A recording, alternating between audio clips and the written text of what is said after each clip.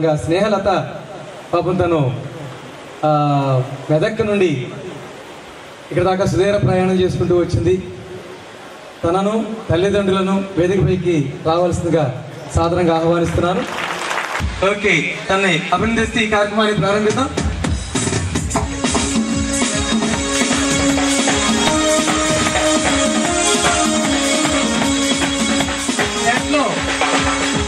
కొత్తగా ఏర్పడినటువంటి నవ తెలంగాణలో మొట్టమొదటిసారిగా పెట్టినటువంటి టెట్ 1లో స్టేట్ ఫస్ట్ సాధించింది.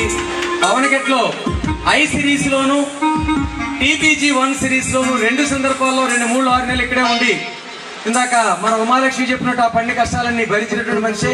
ఇందాక అడిగి ఎక్కడున్నామమ్మా అంటే మొదటి 3 నెలలు ముమ్మారెడ్డి భవన్లో ఉన్నాను, రెండో 3 నెలలు మేకా లక్ష్మీనారాయణ గారి భవనంలో ఉన్నాను అని చెప్పేసి తను చెప్తే అనిపించింది. 6 నెలల పాటు అవనగడ్డ తనకి తెలంగాణ నంబర్ 1 స్థానాన్ని అందించింది. రాబోయే రోజుల్లో మీతో కలిసి డిఎస్సి రాయాలి, మరిన్ని విజయాలు సాధించాలని ఆకాంక్షిస్తూ ఈ కార్యక్రమాన్ని నిర్వహించుకొస్తున్న మాస్టర్ని కోరుతున్నాం. ఈ సందర్భంగా స్నేహలత మాట్లాడే 2 మాటలు విందాం.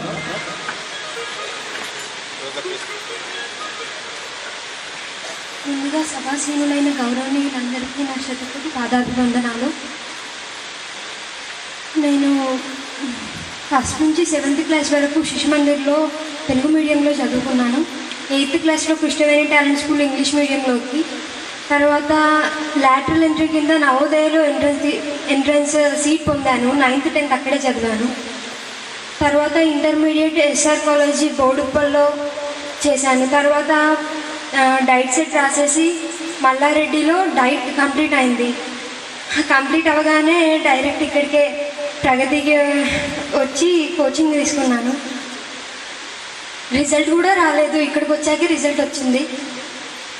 అయితే ఇప్పుడు నేను స్టేట్ ఫస్ట్ కానీ నేను క్లాస్ ఫస్ట్ కూడా ఎప్పుడప్పుడు వచ్చాను, ఒక 2 సార్లు వచ్చింటాను అంతే. నువ్వు చాలా యావరేజ్ స్టూడెంట్ని. అసలు ఇది చాలా నిజమా అని నాకే నమ్ముది కావట్లేదు. నేను అసలు చాలా లేజీ బద్ధకస్తురాలని. అయితే మరి ఇక్కడ చాలా కష్టపడ్డాను. మరి ఇలా కష్టపడ్డాను అంటే ఇక్కడ కూడా నేను బద్ధకంగానే ఆలోచించాను అనమాట. అయితే నాకు పాటలు అంటే బాగా ఇష్టం. దాంట్లో వేదం సినిమాలో ఒక పాట ఉంటుంది, నవ్ ఆర్ నెవర్ అని చెప్పేసి, ఇప్పుడు కాదంటే ఇంకెప్పుడు కాదంతే అని ఉంటుంది. కాబట్టి నేను ఇప్పుడు చదవలేదు అనుకోండి, ఇప్పుడు నాకు జాబ్ రాదు, జాబ్ లేకుండా నేను ఉండను. కాబట్టి నేను జాబ్ సాధించాలంటే ఖచ్చితంగా చదవాలి, కష్టపడాలి. సో ఇప్పుడే కష్టపడాలి, ఇప్పుడే చదవాలి, ఇప్పుడే ర్యాంక్ కొట్టాలి అని అనుకున్నాను.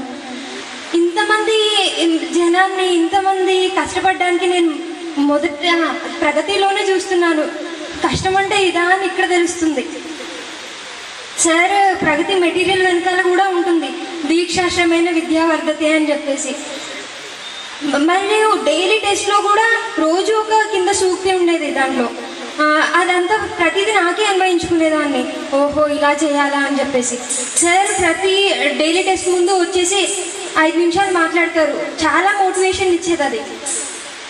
ఇక దాంట్లో నాకు డైలీ టెస్ట్లో కానీ వీకెండ్ టెస్ట్లో కానీ మంచి ర్యాంక్ వచ్చేది.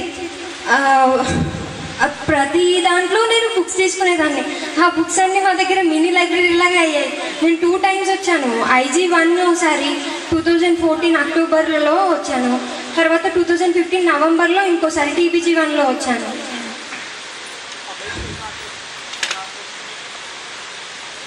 సైకాలజీలో అభ్యసన సిద్ధాంతాల్లో ఫలిత నియమం ఒకటి ఉంటుంది. అంటే నాకు అదే పనిచేసిందని అనుకుంటున్నాను నేను.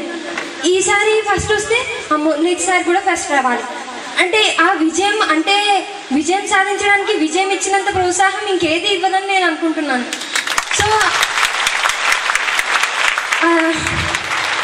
ఈ విధంగా ఇది సాధించాలని అనుకుంటున్నాను. మళ్ళీ మా డాడీ ఎప్పుడు నాకు వెన్నుతట్టి నడిపిస్తూనే ఉంటారు. నేను చాలా తిరిగిదాన్ని, ఎప్పుడు ఇంత పెద్ద విజయం సాధించలేదు, ఇంతమందిని ఉద్దేశించి మాట్లాడడం లేదు. ఇప్పుడు మాట్లాడుతుంటే కూడా వణుకుతున్నాను. అది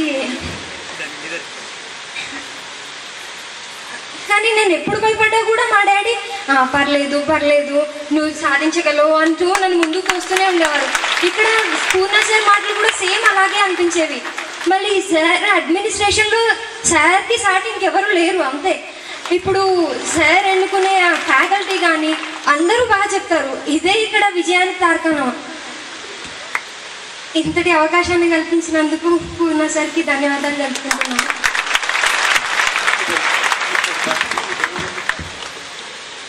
నాకే భయం వేస్తుంది పడదేవునని. ఓకే, చాలా జాగ్రత్త తల్లి, ఆరోగ్యం. చూడండి తన మాటల్లో ఎంత పసితనమో. తను ఇందాక వాళ్ళ నాన్నగారు గుర్తు చేశారు, నాకైతే జ్ఞాపకం లేదు, కానీ ఒక 7-8 మంది ఫ్రెండ్స్తో కలిసి వస్తే తనకి అందరికీ 10th క్లాస్లో మంచి మార్కులు ఉండటం మూలంగా ఇక్కడ ఏదో ఒక టేబుల్ ఉంది మనకి, కన్సెషన్ టేబుల్, అది వచ్చాయంట. ఈ అమ్మాయి నాకు రాలేదండి, నేను నవోదయలో చదువుకున్నాను, మరి నాకు కూడా ఏమన్నా ఇస్తారా అని చెప్పంటే, నీ లెక్కకి ఇక్కడ సరిపోలేదమ్మా, కానీ నాకు నమ్మకం ఏంటంటే నవోదయలో ఎడ్యుకేషన్ సిస్టమ్ బాగుంటుంది, క్రియేటివ్గా ఉంటుంది, ఆలోచనతో కూడి ఉంటుంది, అది నీకు రేపు పొద్దునే భవిష్యత్తులో మంచి ర్యాంక్నే ఇస్తుందేమో కదా, దానికి ఆశిద్దాం, దీనికి కాదులే అని అన్నారంటే ఇందాక వాళ్ళ నాన్నగారు గుర్తు చేస్తున్నారు ఆఫీస్లో. మరి నిజంగా ఈరోజు వాళ్ళందరూ 2000తో 3000తో కన్సెషన్తో ఎంజాయ్ చేస్తే ఆవిడ ఇవాళ పెద్ద గిఫ్ట్తో ఎంజాయ్ చేస్తుంది. ఎవరికి ఇంతటి అవకాశం చెప్పండి? అందుకే చేయవలసింది చేస్తే రావాల్సింది వస్తుంది వస్తుంది వస్తుంది ఎన్నిసార్లైనా. కాకపోతే కొంచెం ధైర్యం తెచ్చుకుని ఓర్పు పెట్టుకుని చేయాలి పనంతా కూడా. మరి ఒక 3 నెలలు 6 నెలలు కష్టపడటానికి మనం ఎవరికి గురవుతుంటాం. మా మిత్రులు పోస్ట్ సాధించిన మిత్రులు మేము త్వరగా ఊరెళ్ళిపోవాలి అని చెప్పేసి కొంత ఆతృత పడుతున్నారు.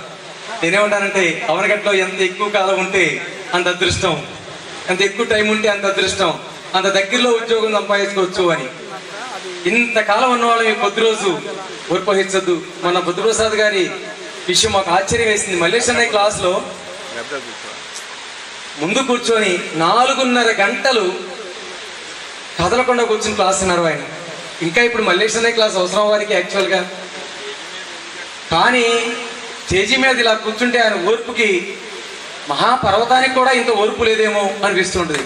దీన్ని బట్టి మనకెంత ఓర్పు ఉండాలో చూడండి, ఒకసారి ఆలోచించండి. నాకు ఆ రోజు నాకు ఎంత బుద్ధి వచ్చిందంటే, ఆయనకి నిజానికి ఇప్పుడు ఏం అవసరం, మల్లేష్ అన్నయ్య క్లాస్ వినాల్సిన అవసరం ఏమిటి అసలు? కానీ స్టార్టింగ్ నుండి నేను అన్న మధ్యలో భయపడుతూ, సార్ మీరు మాట్లాడేసి వెళ్తారా అని, అవనే అంత అయ్యేదాకా ఉంటా అని చెప్పేసి. అట్లాంటి ఓర్పు నేర్పు మనందరికీ ఉండవలసింది. స్థిరత్వం మనిషికి ఎన్నైనా సాధించి పెడుతుంది. మరి అమ్మాయిని తప్పనిసరిగా భగవంతుడు ఆశీర్వదించాలి, మంచి ర్యాంక్లో జాబ్ రావాలి, తనకు ఆరోగ్యం బాగుండాలి, మంచి ఉద్యోగాన్ని తెప్పించి పెడుతుందని చెప్పి ఆశిస్తూ వాళ్ళ సందర్భంగా నాన్నగారిని 2 విషయాలు మాట్లాడవలసిందిగా కోరుచున్నాను. సభకు నమస్కారం సార్. పేరున చెప్తే సమయం ఆసన్నం అవుతుంది కనుక ఇబ్బంది అవుతుంది. అయితే ఇక్కడ ఒక పాప ఒక విషయం మర్చిపోయింది.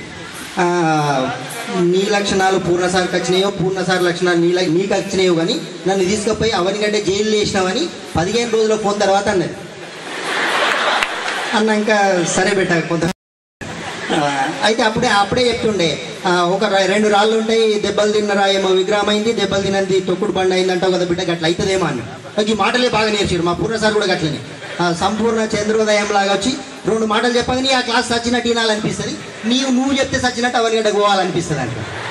అయితే ఇక్కడ ఇప్పటి కూడా సార్ చూసారు ఆమె ఇబ్బందిని ఒక 2 సార్లు పోవడం విషయము. ఇది ఒక పిపాస్ అన్నట్టు. నేను కూడా వృత్తిరీత్యా ఉపాధ్యాయుని కనుక చెవి కోసుకుంటామంటాం అన్నట్టు ఉపన్యాసాలంటే. నేను కూడా ఎక్కువ చెప్పను, అక్కడి నుండి వచ్చిన కనుక ఇప్పటిదాకా. అయితే విషయం ఏంటంటే ఇక్కడ విద్యార్థులకు పూర్ణసారు మనం బడిలో చెప్పడం ఏమో కానీ విద్యార్థికి 5 లక్షణాలు ఉండాలంటారు. కాకి దృష్టి, బకధ్యానం, శునక నిద్ర, వస్త్రాలపై మక్కువ తక్కువ, మితాహారం అంటారు. ఇప్పటికి కూడా ఇక్కడ కూల్ డ్రింక్ అమ్మనేయలేడు. కానీ ఈరోజు ఐస్ క్రీమ్ పెడితే నాకు డౌట్ వచ్చింది సార్, అసలు ఐస్ క్రీమ్ పెట్టాడు మీ సార్ ఎట్లా పెట్టిండన్న. నేనైతే తినలేదు, మా బాబుకి ఇచ్చిన ఇంకో బాబు పక్కకి వచ్చి తీసుకున్నారు. అయితే ఇక్కడ కొబ్బరి బొండలకు ప్రాధాన్యతనిస్తూ కూల్ డ్రింక్ తీసేయడము అది ఎంత ఇదంటే అట్లా అంటాం అన్నట్టు. మరి కాకి దృష్టి అంటే ఇట్లా చూస్తే మొత్తం పసి కడతాడు సార్. అక్కడికి వెళ్ళి వాళ్ళు పూలు వేసుకున్నామని ఆ సార్ చెప్పిండు, నువ్వు పూలు వేసుకోలేదా అంటే ఎంత దృష్టి ఉంటే ఆ సార్ అక్కడ చూస్తాడు ఇంతమంది నిలిచబెట్టి. నేను ఏం మాట్లాడాలని ఆలోచన, పూలు వేసుకోండి అంటే వక్తకు ఇక్కడ ఉండేటటువంటి సన్నివేశాన్ని ఆకట్టుకొని చెప్పేటటువంటి అద్భుతమైన శక్తులు వారిలో ఉన్నాయి. కాకి దృష్టి, పక్క ధ్యానం, చేపను తినే వరకు కొంగ ఒంటి కాళ్ళ మీద తపస్సు చేస్తూ చేప తిన్న తర్వాత పోదు, తిన్న వరకు అట్లే ఉంటుంది. ఇంకా శునక నిద్ర, ఇట్లా మనం ఇట్లా ముడతామో లేదో దాన్ని జ్యూస్ దులిపేస్తుంది. దున్నపోతు నిద్ర కాదు, కుక్కలాగా నిద్రపోవాలి. అది అవనగడ్డలోనే చెప్తుంది. ఆమెనే అంటుంది 4 గంటలకు లేచిన. ఆడ లేచిన వీడు ఎందుకు లేవు బిడ్డ అంటే అది అంతే డాడీ, అది స్థల ప్రభావం, సారోళ్ళు చెప్పింది ఇక్కడ దున్నితే ఏమో వెళ్తుందని. మరి అది మా మెదడులో లేదు, దున్నుదామన్నా లేదు, ఏం చేస్తామన్నా లేదు. ఇక్కడికి తప్పకుండా రావాల్సిందే. 2 రాష్ట్రాలు వేరైనా ప్రగతి మాత్రం వేరు కాలేదు. ఇప్పటికీ ఏదో నాది కరీంనగర్ జిల్లా అని పాట పాడితే మాస్టర్ ప్రోత్సహిస్తూనే ఉన్నారు. మరి ఆ వేరియేషన్ లేనే లేదు నిజానికి. ఇది అత్యద్భుతం. మరి మితాహారము, ఇప్పుడు డ్రైవర్ కూడా అంటారు ఒకటే రొట్టె తినాలి. నేను డ్రైవర్ తీసుకొని వచ్చిన, రాత్రి రొట్టె తినాలి సార్, పెరుగు పెట్టద్దు, అన్నం పెట్టద్దు, నిద్రపోతాడు ఆయన అనమాట. మరి తక్కువ తినిపిస్తారు, ఎక్కువ సార్లు తినమంటారు. నేను డ్రైవర్ కూడా చెప్పిన, ఇక్కడ నిరంతర అన్నదానం ఉంటుందా, నేను మీకు ఏ ప్రోగ్రాంలో అంటాం కానీ నీకు టిఫిన్ అన్నప్పుడు టిఫిన్ దొరుకుతుంది, అన్నం అన్నప్పుడు అన్నం దొరుకుతుంది, నన్ను అడిగేది తినమన్నాం. ఆయన నిజంగా అంటుండు, ఇట్లా ఉంటుందా సార్ అంటుండే ఆయన ముస్లిం అతను. అయితే ఇక్కడ ఉండేటి మితాహారము, పౌష్టికాహారము ఇవి అన్నట్టు. శాకాహారం ఇవి మంచి విద్యార్థి కాదాల్చడానికి ఇంతకంటే మంచి లక్షణం. సార్ అన్నాడు మాకు డెమో క్లాస్ పెట్టినప్పుడు కూడా, మీరు పొరపాటున వీటిని పాకలు అనబోకండి, అవి ఇంద్రభవనాలు, వెంకటేశ్వరంలో ధవల వస్త్రం మేలి వర్ణంతో మెరుస్తున్న మేడలండి, మీరు అదే మాత్రం అనుకోకుండా అన్నాడు. సార్ ఎట్లా చెప్తాడు అర్థమే కాలేదు ఆ రోజు. అట్లా అన్నాడు. ఇప్పుడు ఏం చేయాలో అర్థం కాదు ఇక్కడ ఉండేటటువంటి విధానం. సార్ అన్నాడు నేను కూడా టీచర్ని, డిఓ మీటింగ్ పెట్టే, ఎంఈఓ మీటింగ్ పెట్టే, ఒకరి దగ్గర ఒకటి మాట్లాడుతాడు, ఒకటి సెల్ ఫోన్ మెసేజ్ పెడతాడు, ఏమేమవుతాడు. ఇక్కడ చూడు స్తబ్దం, ఏం మంత్రం వేసిరో తెలియదు కానీ అందరూ ఇక్కడ చెప్పే వాక్యాలు వింటున్నారు. మరి ఇంతకంటే మంచి జ్ఞానం ఎక్కడ దొరకదు. అట్లా అన్నట్టు. అంటే మార్జాల కిషోర న్యాయం కాకుండా కుకుట న్యాయం లాగా మార్జాల కిషోర న్యాయంగా పిల్లలు దిద్దుతున్నారు కనుక ఇన్ని ర్యాంకులు వస్తున్నాయి. ఇక అంతేకాకుండా నేర్చుకునేటటువంటి నేపథ్యంలో వారు నేర్పకుండా ఆచార్య పాద మధ్యతే 1/4 ఆచార్యుల వస్తుంది. పాదం శిష్య సమేదయ, మీరు బాగా చదవాలి, డైలీ టెస్ట్లో ఫస్ట్ రావాలి. శిష్య సమేదయ, పాదం సద్బ్రహ్మచారి, పీర్ గ్రూప్ బాగు, ఆమె ఫస్ట్ వచ్చింది. ఈమెను చూపిస్తారు వాళ్ళందరికీ, వాళ్ళకి నిద్ర పట్టదు కారన్నట్టుగా. ఈమె ఫస్టే చూస్తారు వాళ్ళు తెలంగాణ పోయి. పీర్ గ్రూప్, పాదం కాలక్రమేణ నేనే బాగా, మా కొడుకున్నాడు అక్కడ, ఏమ్రా బాగా స్వీట్ తింటావు అంటే, సారు రామకృష్ణ పరమహంస అక్కడికి పోయినా, మీరు మంచి పువ్వురా మాస్టర్ కదా, స్వీట్ తినకుండా చెప్పండి మా బాబుకి అంటే, మళ్ళా సెకండ్ స్పెల్ వచ్చేటప్పుడు రండి నరసింహులు గారు అంటారు. మళ్ళీ వచ్చేసింది వచ్చాకల్లా మళ్ళీ చెప్పుండంటే అవన్ గడకి వెళ్ళి వచ్చిన సార్ 20,000 ఖర్చు వచ్చింది, నిన్న కట్టుకొని వస్తాను.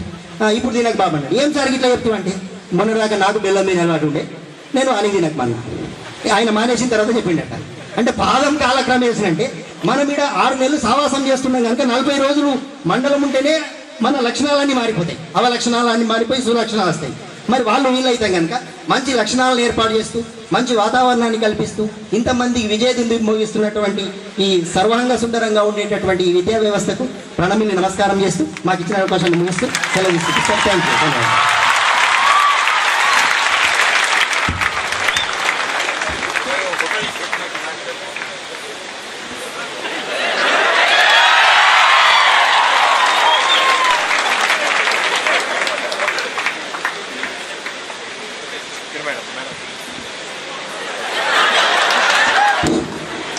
ఉపాధ్యాయుడు అంటే అలా మాట్లాడాలి.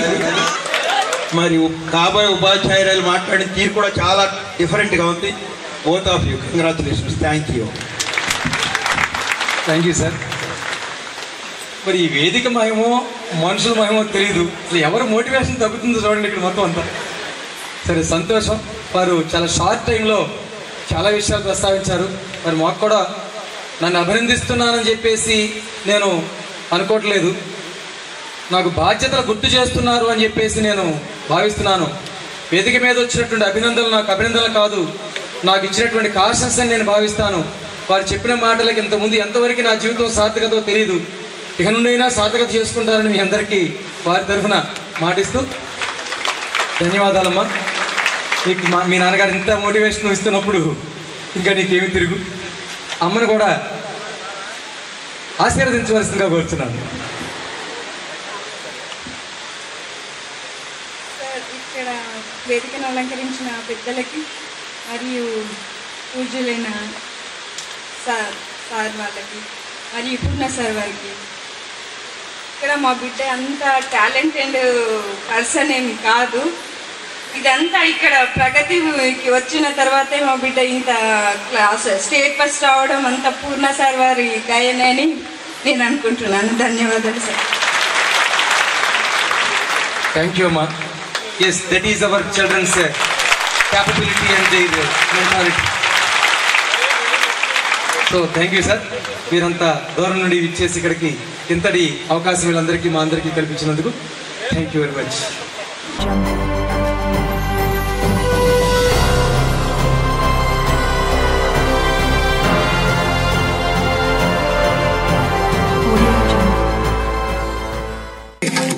శ్రీకాంత్ గౌడ్ ఫ్రమ్ తెలంగాణ.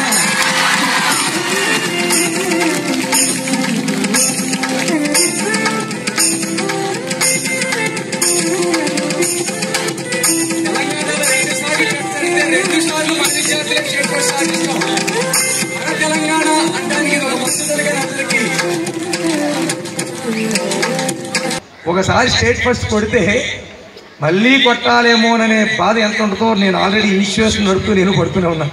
అందుకే శ్రీకాంత్ హాయిగా ఉండమని చెప్పి కోరుకుంటూ తన భావాన్ని తను వ్యక్తపరచవలసిందిగా కోరుతున్నాను. సభను అలంకరించిన పెద్దలకు, ప్రగతి అధినేత పూర్ణ సార్ గారికి మరియు నా తల్లిదండ్రులకు అందరికీ, నాతో భావి ఉపాధ్యాయులకు నమస్కారాలు తెలియజేసుకుంటూ నా ఉపన్యాసం ప్రారంభిస్తున్నాను. అంటే నేను చిన్నప్పటి నుంచి చదివింది ప్రభుత్వ పాఠశాలలో అండ్ ఇంటర్లో కూడా మాట్లాడిన అనుభవం అంతగా లేదు. డైట్లోకి వచ్చేసరికి ఏదో కొంతవరకు నేర్చుకున్నాను మాట్లాడడం, అంటే తరగతి గది వరకు మాట్లాడడం నేర్చుకున్నాను. ప్రగతికి వచ్చిన తర్వాత ఇంతమంది ముందు మాట్లాడాల్సి వస్తుందని ఎప్పుడు అనుకోలేదు. అందుకే కొంచెం తడబాటు నాలో ఉంది, దయచేసి క్షమించండి. ప్రగతికి వచ్చే వరకు నేను వేరు, వచ్చిన తర్వాత నేను వేరు. అప్పటి వరకు సాధారణ విద్యార్థిని. ఎంతలా అంటే మా ఊర్లో చదువుతున్నప్పుడు మా క్లాస్కు ఫస్ట్ వస్తే చాలా అనిపించేది. అంటే చాలా తక్కువ మంది ఉండడం వల్ల ఎక్కువ అంటే బావిలో కప్పలాగా అయిపోయింది. ప్రగతికి వచ్చేసరికి సముద్రంలో పడిన కప్పగా అయిపోయింది. అంటే ఇక్కడ ఎగ్జామ్ రాసినప్పుడు నేను యాక్చువల్లీ సెకండ్ ఇయర్లోనే కోచింగ్ జాయిన్ అయ్యాను. అప్పుడు ఎగ్జామ్ జనవరి 2016లో ఈ సిరీస్లో జాయిన్ అయ్యాను. అప్పటికి ఎన్నిసార్లు పరీక్ష రాసినా 3-4 స్థానాలు తప్ప 1-2 స్థానాలు వచ్చేవి కావు. అండ్ టెట్ వరకు నేను చాలా పరీక్షలు ప్రగతిలో రాసిన, ఎప్పుడూ ఫస్ట్ ర్యాంక్ రాలేదు. అయినా టీఎస్టెట్ 2017లో నేరుగా ఫస్ట్ ర్యాంక్ సాధించినందుకు చాలా ఆనందంగా ఉంది. తర్వాత కూడా 2 సార్లు, అది కూడా నాతోటి భావి ఉపాధ్యాయులు ఇక్కడ ఉన్న ప్రగతి విద్యార్థులు ఎంత దారుణంగా ఉన్నారంటే 2 సార్లు, అది మ్యాథ్స్లో 150కి 150, 200కి 200 వస్తే తప్ప ఫస్ట్ ర్యాంక్ రాలేకపోయారు. అంటే ఇక్కడ ఉన్న పరీక్షలో అంత తీవ్రమైన పోటీ ఉంది. ఆ పోటీ వల్లనే నేను ఈ ఫస్ట్ ర్యాంక్ రాగలిగాను అని చెప్తున్నాను. తర్వాత ఇంకా మా అమ్మ నాన్నలు చిన్నప్పటి నుంచి చాలా కష్టాలు పడి మమ్మల్ని చదివించారు. చాలామంది ప్రభుత్వ పాఠశాలలో చదివిస్తున్నారని చాలా అంటే కొన్నిసార్లు తక్కువగా చూసినప్పటికీ వారిలో ఉన్న బాధను వారిలోనే పెట్టుకొని మమ్మల్ని బాగా ప్రోత్సహించి మా తమ్ముడిని నన్ను ఇద్దరిని బాగా చదివిస్తున్నారు. మా తమ్ముడు కూడా ఇప్పుడు టీటీటీ 2వ సంవత్సరం చదువుతున్నాడు. ఇప్పుడు డిఎస్సిలో సార్ స్టేట్ ఫస్ట్ ర్యాంక్ రాకున్నా పర్లేదు, ఖచ్చితంగా ఇప్పుడు నువ్వు స్టేట్ ఫస్ట్ ర్యాంక్ వచ్చావు, ఏదో ఒక సామర్థ్యం ఉంటేనే ఇది సంభవం అవుతుంది అని చెప్పినందుకు చాలా సంతోషంగా ఉంది.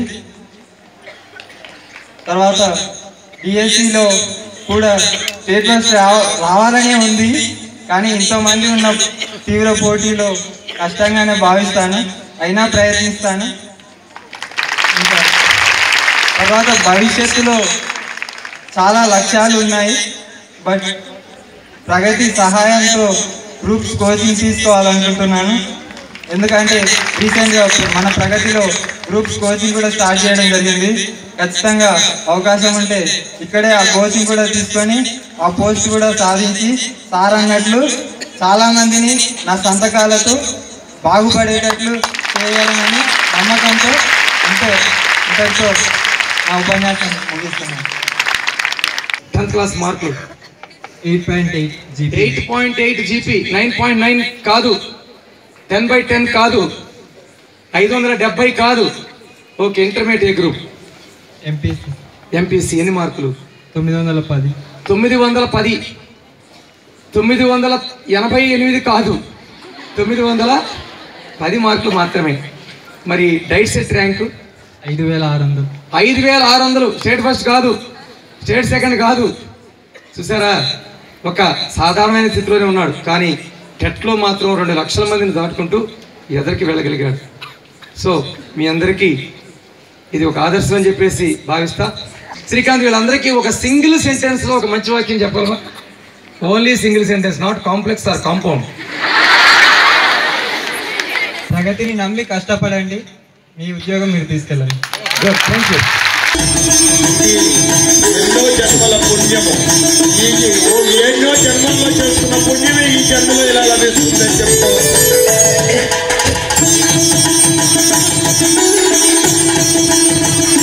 ఇప్పుడు పూర్ణ భాష మాట్లాడతాడు విజేత గురించి. మేడం గారికి, పెద్దలందరికీ కూడా ధన్యవాదాలు ఈ సన్మాన కార్యక్రమంలో పాల్గొన్నందుకు. నాకు ఇప్పుడు 2 సంవత్సరాల నుంచి కోరుతున్న కోరిక తృప్తిగా ఆనందంగా ఉంది ఈరోజు నాకు. మౌనిక ఇప్పుడు తన మాటల్లో తను పడినటువంటి కష్టాలు, కృషి మీకు అందరికీ ఆదర్శంగా మాట్లాడదని చెప్పి అనుకున్నాను. సభకు విచ్చేసిన పెద్దలందరికీ నా నమస్కారం. నా పేరు కే మౌనిక. మా నాన్న పేరు మాదయ్య, మా అమ్మ పేరు ఈరవ్వ. మేము 3 అక్క చెల్లెళ్ళం. మా అమ్మ నాన్న వ్యవసాయం చేస్తారు. నేను 1 to 10th గవర్నమెంట్ స్కూల్లో చదువుకున్నా. 10th మార్క్స్ని బట్టి ఇంటర్లో ఫ్రీ సీట్ వచ్చింది. ఇంటర్లో ఇంగ్లీష్ మీడియం తీసుకున్నా. అప్పుడు ఏంటంటే నేను తెలుగు మీడియం నుంచి ఇంగ్లీష్ మీడియంకి వచ్చినా కాబట్టి నాకు అంటే భయం ఉంటుండే, పాస్ అవుతానా లేదా, మళ్ళీ ఫ్రీ సీట్ వచ్చింది, అంత దూరం చదువుతుంది, ఫెయిల్ అయితే ఎంత గలీజ్గా ఉంటుంది అని అనుకుంటుంటే నేను. అట్లా రోజు కష్టపడుతుంటే బాగా, అంటే ఇంగ్లీష్ మీడియంలో చదువుతున్నా కాబట్టి నార్మల్గా చదివే కన్నా బాగా చదువుతుంటే. అట్లా ఇంటర్మీడియట్ అక్కడ కంప్లీట్ చేసుకున్నా. తర్వాత టీటీసీ రాసిన, డైట్ సెట్లో సీట్ వచ్చింది, టీటీసీ కంప్లీట్ అయిపోయింది. అట్లా ఇంకా కంప్లీట్ కాగానే డిఎస్సి పడలేదు. తర్వాత నేను వేరే ఇంకా కాంపిటేటివ్ ఎగ్జామ్స్ రాసిన. అట్లా నాకు ఒక జాబ్ వచ్చింది. మనం ఏమనుకుంటామంటే ఒకటే జాబ్తో అంటే అప్పుడు చేసే మట్టుకు అది మంచి అనిపిస్తుంది, తర్వాత ఇంకా మంచి బెటర్ పొజిషన్కి వెళ్తే బాగుంటుంది కదా అని అందరి ఫీలింగ్ ఉంటుంది. సో అట్లనే నేను ట్రై చేసిన. నాకు ఫస్ట్ టెట్లో 119 మార్క్స్ వచ్చినాయి. తర్వాత రాసిన దాంట్లో 122, తర్వాత 137, డిఎస్సిలో వచ్చేసి 70.5, టోటల్ నా మార్క్స్ 88.77. నేను ఫస్ట్ అసలు ప్రగతిలో అడుగుపెట్టినప్పుడు నేను నైట్ వచ్చిన, ఇక్కడికి వచ్చేసరికి నైట్ అయింది. అప్పుడు నైట్ డిన్నర్ చేస్తారు కాబట్టి అంతా కొంచెం గందరగోళంగా ఉండే. అది నేను చూసి ఫస్ట్ భయపడ్డా, అసలు నేను ఇక్కడ ఉండనా అని అనుకున్నా. కాకపోతే ఆ రోజు నైట్ పడుకున్నాం, అయిపోయింది. ఇంకా నెక్స్ట్ డే మార్నింగ్ లేచిన తర్వాత అందరు 4:30కి 4కి లేసి చదువుతున్నారు. ఫస్ట్ డే కదా, నాకు వెరైటీగా అనిపించింది. తర్వాత ఇంకా కొన్ని వచ్చిన రోజు ఏమనిపించింది, నేను ఉండనా అని అనుకున్నా. కాకపోతే తర్వాత అందరిని చూస్తే అసలు నాకు ప్రగతి వదిలి పోబుద్ధి కాలేదు, ఈయన్నే ఉండాలనిపించింది. ఇంకేంటంటే ఇక్కడ మనం అంటే ఉన్నప్పుడు మనకు అసలు దీని అవసరం తెలియదు. అసలు నేను ప్రగతిలోనే ఉన్నానా అని అనిపిస్తుంది. అన్నీ అంటే మన ఇష్టాన్ని బట్టి ఉంటుంది. అది మార్నింగ్ లేవగానే 4:30కి మనం ఏమనుకుంటాం, నార్మల్గా ఇంటికాడ ఉంటే అసలు 4:30కి లేవనే లేవం. కాకపోతే ఈరోజు ఒక్కరోజు ఇక్కడ బెడ్ పైన 5 వరకు వండుకున్నాం అనుకో, అందరు లేచిరు చదివేస్తున్నారు, నేనే లేట్గా లేచిన ఈరోజు అన్న ఫీలింగ్ నాకు బాగా ఉంటుండే. సో నేను 4:30కి ఖచ్చితంగా బెడ్ పైన నుంచి లేచి సార్ అంటుండే ఏంటంటే లేవగానే వాటర్ తాగాలి అనేసి. నేను అదే ఫాలో అయినా.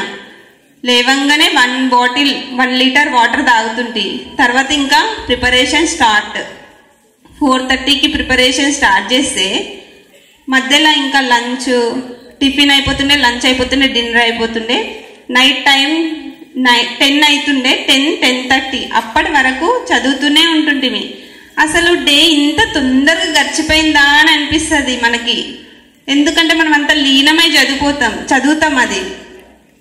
ఇంకేంటంటే చాలా మంది ఇన్ని గంటలు చదవాలి, ఇంతసేపు చదవాలి అని అనుకుంటారు. కాకపోతే నేను చదివిన దాంట్లో ఇప్పుడు నేను ఇప్పుడు చదివింది ఎగ్జామ్ పెడితే ఎన్ని బిట్స్ కరెక్ట్ చేస్తా అని అనుకోరు. సో నేను చెప్పేది ఏంటంటే మనం ఎన్ని అవర్స్ చదివినామని కాకుండా ఎంత క్వాలిటీగా చదివినాం అనేది గుర్తుంచుకోవాలి. ఇది కాంపిటేటివ్ ఎగ్జామ్లో బాగా అవసరపడుతుంది. ఎందుకంటే మనం అందరినీ చూసి వాళ్ళు 10 గంటలు చదువుతున్నారు, 12 గంటలు చదువుతున్నారు అని అనుకుంటాం, కానీ మనం ఎంత చదువుతున్నాం, అది చదివిన దాంట్లో మనకు ఎంత గుర్తుకుంది, ఇప్పుడు బిట్స్ ఇస్తే ఎన్ని చేయగలుగుతాం, కరెక్ట్ పెట్టగలుగుతామా అని మనం చూసుకోము. అది ఈ కాంపిటేటివ్ ఎగ్జామ్లో ఇంపార్టెంట్. ఇంకేంటంటే నిద్ర వస్తే పడుకోవాలి, అంతేగాని నిద్ర వచ్చినా కూరుకుంటూ అస్సలు చదవద్దు. అది పెద్ద మిస్టేక్. చాలా మంది ప్రగతిలో అయితే అట్లాంటి ఎవరిని చూడలేను నేను. ఎందుకంటే పూర్ణ సార్ ఇక్కడ అందరికీ అన్ని రకాల ముందస్తు ఏం చేయాలి అనేసి మనకు చెప్పి పెట్టిండు. మనం అదే ఫాలో అవుతాం. ఇక్కడ పూర్ణ సార్ మాటలు అంటే అందరికీ రాజ్యాంగంలో ఉన్నదానికన్నా ఎక్కువగా పాటిస్తాం మనం ఇక్కడ. ఇంకేంటంటే నార్మల్గా నోటిఫికేషన్ రాలేదు కదా నేను చదువుకుంటా తర్వాత నోటిఫికేషన్ వచ్చినాక అనేది అది మనం చేసే పెద్ద మిస్టేక్. మనకు నోటిఫికేషన్తో సంబంధం లేదు. సార్ అంటారు ఇప్పుడు నోటిఫికేషన్ వస్తే మీలో ఎంతమంది రాస్తారు, ఎంతమంది జాబ్స్ వస్తాయి, అది మనం గుర్తుంచుకోవాలి. నోటిఫికేషన్ రాలేదు కదా ఇప్పుడు నేను కొన్ని రోజులు రెస్ట్ తీసుకుంటా, నోటిఫికేషన్ వచ్చినాక మళ్ళీ చదువుతా అనేది అస్సలు పెట్టుకోకండి. నోటిఫికేషన్ రాకన్నా ముందు మనం ఎంత శ్రద్ధగా చదివితే అదే మనల్ని ఒక మంచి స్థాయికి తీసుకెళ్తుంది అని నేను నమ్ముతా. నోటిఫికేషన్ వచ్చినాక జస్ట్ మనది రివిజన్ మాత్రమే ఉండాలి. రివిజన్ అంటే ఇంకేందంటారు, చదివినా మార్నింగ్ నుంచి నైట్ దాకా చదివినా నైట్ పనుకున్నప్పుడు ఒకసారి మొత్తం చూసేసినా అని కాదు. రివిజన్ అంటే మనం చదివింది ఒకసారి మళ్ళీ మొత్తం చదివిన తర్వాత ఎగ్జామ్ రాయాలి. ఎగ్జామ్ అనేది మనకు చాలా ఇంపార్టెంట్. చాలా మంది ఏం చేస్తారంటే చదువుతారు, రివిజన్ చేస్తున్నా అని చెప్తారు. అది కాదు. రివిజన్ అంటే ఎగ్జామ్స్ రాయాలి. ఇక్కడ ఉండి ఎగ్జామ్స్ రాసిన వాళ్ళైతే ఫెయిల్ కారు అని నేను అనుకుంటున్నా. ఎందుకంటే రివిజన్ టెస్టులు ఎంత బాగా పెడతారు. రివిజన్ టెస్ట్ అయిపోయిన తర్వాత కీ సెటిల్మెంట్ ఉంటుంది. అప్పుడు మనకే డిస్కషన్స్ అని అంటారు, మనమందరం డిస్కస్ చేస్తాం. అదొకటి మంచి. అసలు ఈ ప్రగతి క్యాంపస్లో ఉన్న ఇంత మంచి ఫెసిలిటీ ఎక్కడ ఉండదు. డిస్కషన్స్ అనగానే అందరు డిస్కస్ చేస్తారు. ఏమైనా డౌట్స్ ఉన్నాయా అని ఒక్కొక్కరు చేతులేపి అడుగుతారు. ఇంకా మంచిగా అది డిస్కషన్ అనేది చాలా ఇంపార్టెంట్. ఇది ఎక్కడ బయట దొరుకుతలేదు, ఓన్లీ ప్రగతిలో మాత్రమే లభిస్తుంది. మనం డిస్కస్ చేసింది అదే బిట్టు రావచ్చు ఎగ్జామ్లో. మనం చదివింది గుర్తుకుండదు, కాకపోతే మనం డిస్కస్ చేసింది బాగా గుర్తుకుంటుంది. ప్రగతిలో ఇంకేందంటే అన్నం తినడానికి వెళ్ళేటప్పుడైనా అన్నం తినేటప్పుడైనా మా ఫ్రెండ్స్ అందరం కలిసి మేము డిస్కస్ చేస్తుంటే ప్రతిది అంటే వాళ్ళకు రాంది మమ్మల్ని అడుగుతుండే, మాకు రాంది మేము వాళ్ళని అడుగుతుంటే ప్రతి దగ్గర డిస్కషన్స్. అసలు ఎక్కడ టైం వేస్ట్ చేయకుంటే ఈవెన్ ఎప్పుడైనా హెడేక్ వస్తే టీ తాగడానికన్నా వెళ్ళినా కానీ అక్కడ కూడా డిస్కషనే. ఈరోజు ఈ బిట్టుకి అసలు ఇది ఎందుకు ఆన్సర్ అయింది, ఇది ఎందుకు కాలేదు అనేసి అట్లా మేము డిస్కస్ చేస్తూ చదివినాం. కాబట్టి మనం ఒక్కరం చదివితే అది ఎంతవరకు గుర్తుకుంటుందో తెలియదు, కానీ డిస్కషన్తో చదివింది మాత్రం బాగా గుర్తుకుంటుంది. సో నేను అనేది ఏంటంటే మీకు ఏదైనా హార్డ్ టాపిక్స్ ఉంటే ఫ్రెండ్స్తో డిస్కస్ చేయండి. డిస్కస్ చేసింది బాగా గుర్తుకుంటుంది.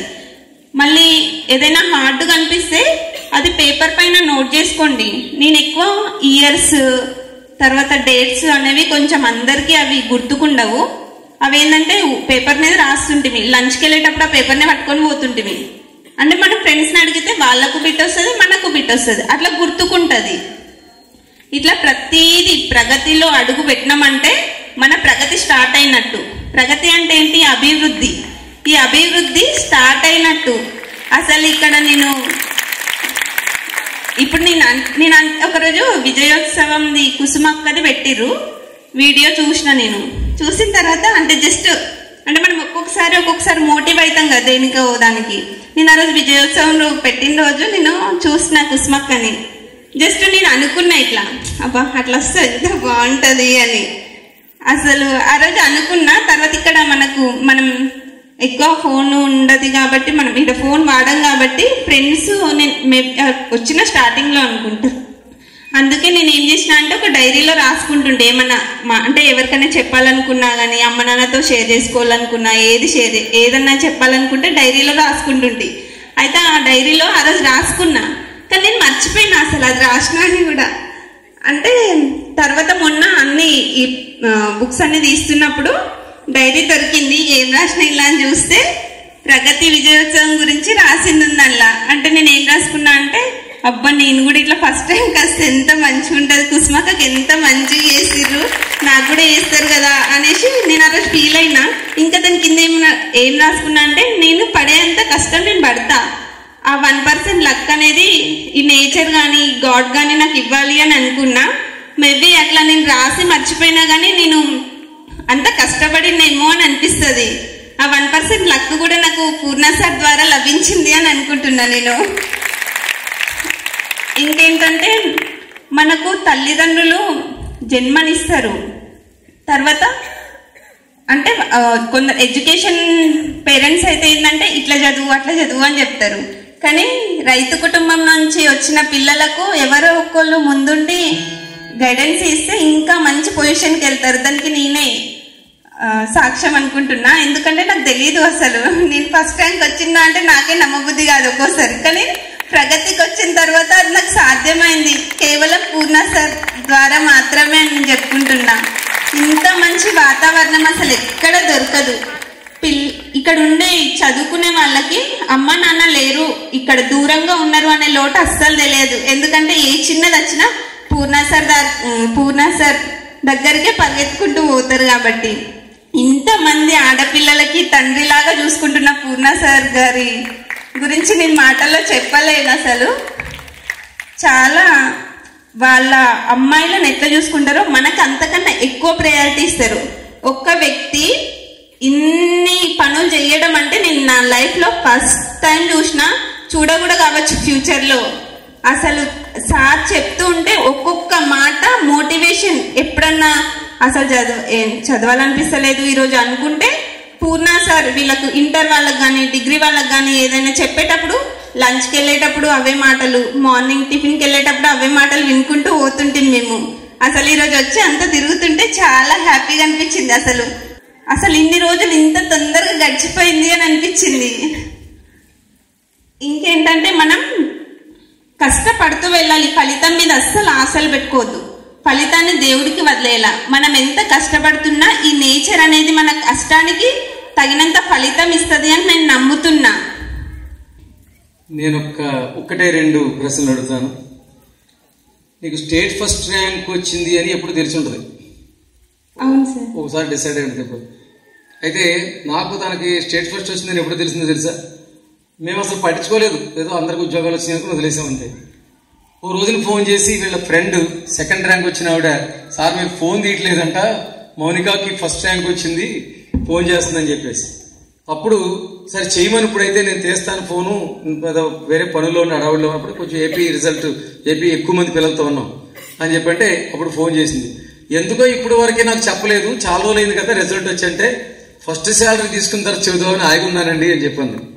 అప్పుడు అనిపించింది అంటే ఒక స్టేట్ ఫస్ట్ వస్తే ఒక 4 రోజుల వరకు చెప్పకుండా ఉండగలటం అనేది ఎంత సత్తానో తెలుసా? నిమిషం ఆగగలమా ఆ విషయం చెప్పుకోకుండా? కానీ శాలరీ వచ్చే వరకు దాన్ని దాచిపెట్టి మరి నాకు ఆ ఫ్రూట్ ఇచ్చింది తీసుకొచ్చేసి. నిజంగా ఒక ఇన్స్టిట్యూషన్కి ఒక స్టేట్ ఫస్ట్ ఎక్కడం అంటే మనకైతే అలవాటు అయిపోయింది. ప్రగతి 28వ స్టేట్ ఫస్ట్ ఇది ఇప్పుడు వరకు మొత్తం లెక్క చూసుకుంటే. కానీ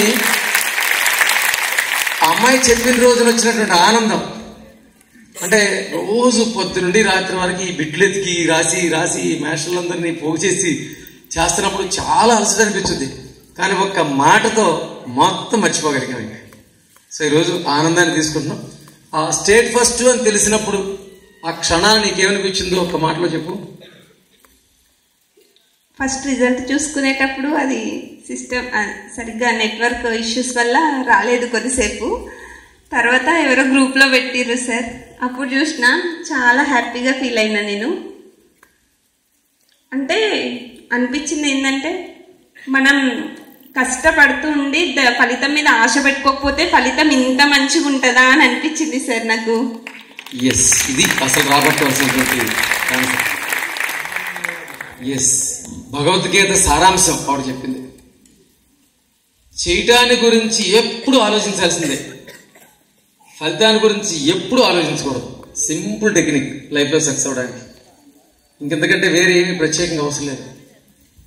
అది భగవద్గీత పుస్తకం మొత్తం యొక్క సారాంశం. సో అలా చేసి సాధించినటువంటి మౌనికాని హృదయపూర్వకంగా ప్రగతి విద్యా సంస్థల తరఫున అభినందిస్తూ గాడ్ బ్లెస్ యూ అమ్మా. నాకు ఎప్పుడు ఒకటే ఆశ, నీకు ఒక స్టేట్ ఫస్ట్ ర్యాంక్ వచ్చేంత సామర్థ్యం ఉంటే అది ఊరికే పోకూడదని మళ్ళీ బాలలతా మేడం గారిని మళ్ళీ ఎప్పుడు ఆవిడని అడుగుతూ ఉంటాను, మీ చేతులతో మా పిల్లలు కూడా ఐఏఎస్ చేయమని చెప్పేసి. అప్పుడు ఈసారి ఇలా కాకుండా ఇంకా సన్మానాలు ఇంకా మార్చేస్తాం. అప్పుడు ఫార్మర్ సెంటర్ నుండి ఎడ్ల బళ్ళ మీద తీసుకొస్తాం అనమాట. అది ఇంకా నాకు చాలా ఇలాంటి కళ్ళు ఉన్నాయి. మేడం గారు మనకి ఎప్పుడు ఆ సహకారం ఇస్తూనే ఉన్నారు, ఇంకా ఇవ్వాలని చెప్పేసి హృదయపూర్వకంగా కోరుకుంటున్నాం. డిగ్రీ లెవెల్లో ఇక్కడ చెప్పే సబ్జెక్ట్ లెవెల్లో మా వంతు కృషిగా 100% వర్క్ చేసి మీ చేతికి అందిస్తూ ఉంటాం. మీరు ఏదో ఒక రోజు నాటికి మాకు తిరిగి ఐఏఎస్లు ఇస్తారని చెప్పేసి ఎంతో ఆశతో ఎదురు చూస్తుంటాం. మరి మౌనికాని కూడా ఆ వైపు ఆలోచన చేయవలసిందిగా, ఇంకా ఉన్నత స్థాయికి వెళ్ళడానికి ఆలోచించవలసిందిగా కోరుకుంటూ. Okay sir. సార్ ఇక్కడ క్లాసెస్ చెప్పే సార్ వాళ్ళందరికీ నా ధన్యవాదాలు చెప్తున్నాను. వాళ్ళంతా ఎఫెక్టివ్గా చెప్పడం వల్లే మేము ఈ స్టేజ్లో ఉన్నా. ఇంకేంటంటే కొన్ని సబ్జెక్టులు వీక్గా ఉంటాం మనం. ఆ వీక్గా ఉన్న సబ్జెక్ట్స్ని అస్సలు మనం అంటే దాన్ని నాకు రాదు కదా అని వదిలేయొద్దు, రోజు చదువుతూ ఉండాలి. నేను ఇంగ్లీష్లో చాలా వీక్, అంటే ఇంగ్లీష్ సరిగ్గా రాదు నాకు. కాకపోతే లాస్ట్ డిఎస్సిలో నాకు ఇంగ్లీష్లో ఓన్లీ 2 బిట్సే పోయినాయి. అంటే అంతకుముందు టెట్లో మార్క్స్ తగ్గడానికి కూడా ఇంగ్లీషే రీజన్. కాకపోతే నేను ప్రగతి దగ్గర నేర్చుకుంది మాత్రం ఇంగ్లీష్ అనేది భయం మొత్తం పోయేలా చేసింది. ఇక్కడ ఏ చిన్న డౌట్ ఉన్నా ఫ్రెండ్స్ని అడుగుతుంటే, మా ఫ్రెండ్స్లలో డిస్కస్ చేస్తుంటే, ఒకవేళ అది మాకు కూడా కన్ఫ్యూజన్గా ఉందంటే క్లాస్ అయిపోయిన తర్వాత సార్ వాళ్ళు అక్కడ కూర్చుంటారు, సార్ వాళ్ళ దగ్గరికి వెళ్ళేసి ఆ డౌట్ని క్లారిఫై చేసుకుంటుంటుంది. ఈ ఫెసిలిటీ ఎక్కడ ఉండదని నేను అనుకుంటున్నా సార్. ఓకేనమ్మా, గాడ్ బ్లెస్ యూ.